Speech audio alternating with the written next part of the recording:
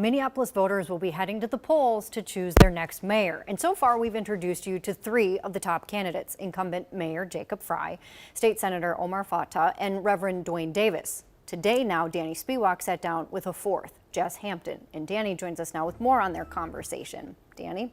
Jennifer, Jazz Hampton is an attorney and small business owner from South Minneapolis. This afternoon, we met with him to talk about his mayoral campaign as it enters the home stretch.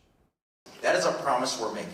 Of the 5 candidates on the mayoral debate stage, Jazz Hampton is the only one born and raised in Minneapolis. I've lived within a few miles of my current house in South Minneapolis for my entire life. But he's never held elected office before. What would you say to Minneapolis voters who may be skeptical of choosing you, given that you haven't led a city or served on a city council?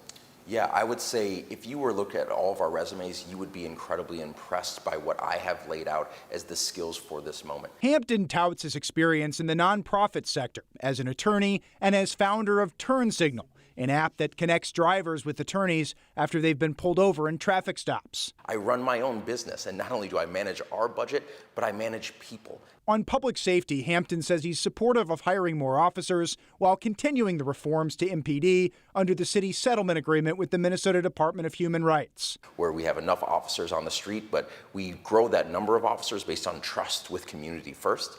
And then, of course, diversifying who's answering what calls and how we show up to those calls. Hampton also supports bolstering the city's homelessness response team. More people live in my house than work on that team. And says his administration would work to improve the city's commercial tax base. It's going down because so much of the revenue we used to receive from small businesses and large businesses alike has evaporated from our city. During the campaign, Mayor Frey has pointed to his opponent's lack of experience, saying it's not time for on-the-job training. I don't need to be trained because I'm already ready for the moment.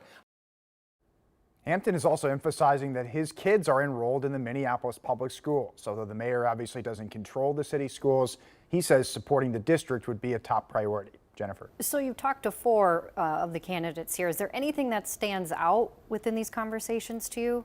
What's interesting is I think there is some alignment on some of the top issues in the city, but where they differ is really what's going to determine the election in November on public safety strategy, on homeless response. It'll be very interesting to see how the final weeks shake out. Yeah, certainly top issues there for folks. Thanks, Danny.